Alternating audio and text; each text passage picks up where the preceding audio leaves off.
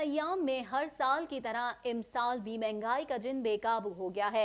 जखीरा अंदोजों और नाजायज मुनाफाखोरों की जहां एक तरफ चांदी हो गई, वहीं प्राइस कंट्रोल अमले की बदइंतजामी और नाकामी भी आया हो गई है। महंगाई के इस दौर में फल गरीबों की दस्तरस से दूर कर दिए गए हैं। फलों की खरीदारी के लिए आई ये खातून फरीदा का कहना था कि वो तो हमेशा से ही महंगे, अब तो लॉकडाउन है, अब तो और ही महंगे हो गए।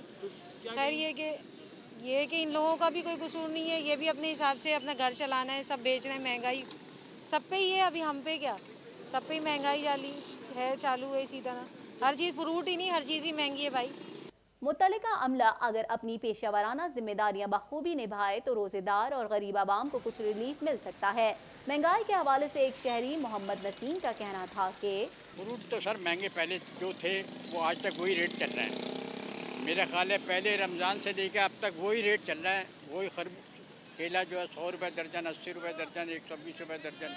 अवाम ने हुकूमत से महंगाई पर काबू पाकर गरीबों को रिलीफ फराहम करने की अपील की है।